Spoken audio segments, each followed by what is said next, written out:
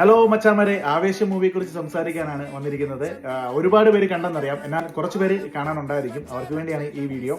നാട്ടിൽ നിറഞ്ഞ സദസ്സിൽ ഓടിക്കൊണ്ടിരിക്കുന്ന ആവേശം മൂവി വളരെ സക്സസ് ആയിട്ട് തന്നെയാണ് യൂസിൽ ഓടിക്കൊണ്ടിരിക്കുന്നത്.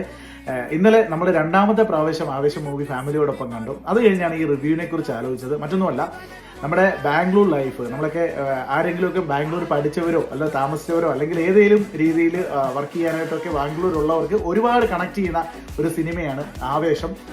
എന്ന് വെച്ചുകൊണ്ട് എല്ലാവർക്കും കണക്ട് ചെയ്യുന്നല്ല പറഞ്ഞത്.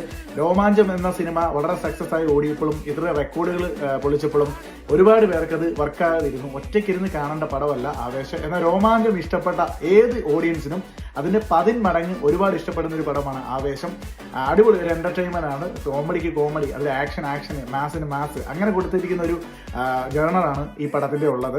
പിന്നെ രണ്ടാമതായിട്ട് പറയാനുള്ളത്, ഇതിനകത്ത് അഭിനയിച്ച ആൾക്കാരൊക്കെയാണ് ഹിപ്സ്റ്ററും അതുപോലെ കൂടെ അഭിനയിച്ച 2 പിള്ളേരും പൊളിച്ചടുക്കിയിട്ടുണ്ട്. ഇത് ഏറ്റവും ഇൻട്രസ്റ്റ് ആയി എനിക്ക് തോന്നുന്നത് സജിൻ ഗോപു എന്ന് പറഞ്ഞ അംബാൻ എന്ന കഥാപാത്രം അവതരിപ്പിച്ച സജിൻ ഗോപുവിനെയാണ്. മച്ചാനെ, നിങ്ങൾ പൊളിയാണ്, ഒരു രക്ഷയില്ല. രോമാഞ്ചം കണ്ടപ്പോൾ തന്നെ നമുക്കൊരു ആ ഫീൽ ഉണ്ടായിരുന്നു. നമ്മൾ പണ്ട് സിനിമയിൽ ലാലേട്ടന്റെ കൂടെ കൊച്ചിൻ ഹനീഫ് നടക്കുന്നതൊക്കെ പോലെ ഇതിന്റെ കൂടെ നമ്മുടെ പാപ്പയുടെ കൂടെ സജിൻ ഗോപു നടക്കുമ്പോൾ ഒരുപോലെ കോമഡിയും അതുപോലെ തന്നെ ആക്ഷനും ഒരുപോലെ കൈകാര്യം ചെയ്യാൻ മലയാള സിനിമയ്ക്ക് മുമ്പോട്ട് ഒരു ഭാവി വാഗ്ദാനമാണ് സജിൻ ഗോപു എന്ന് തന്നെ പറയേണ്ടിയിരിക്കുന്നു. ഇനിയും കാണാത്തവർ ഉറപ്പായിട്ടും കാണാം. പിന്നെ ഇനി അതിലേക്ക് വരാം. നമ്മുടെ ഫാഫ ആദ്യം തന്നെ എഴുതി കാണിക്കുന്നുണ്ട് ഫഹദ് ഫാസിൽ എന്ന വ്യക്തിയുടെ റീ ഇൻട്രൊഡക്ഷൻ എന്ന് പറഞ്ഞുകൊണ്ടാണ് എഴുതി കാണിക്കുന്നത്. അതിനകത്ത് ഒരു സംശയവുമില്ല, ഇന്ന് വരെ അഭിനയിച്ച ഒരു പടത്തിനേക്കായാലും കമ്പയർ ചെയ്യാൻ പറ്റാത്ത ഒരു അഭിനയ മുഹൂർത്തമാണ് ഫഹദ് ഫാസിൽ ഇതിൽ അഭിനയിച്ചിരിക്കുന്നത്. ഒരു രക്ഷയില്ല, തകർത്ത് അഭിനയിച്ചു.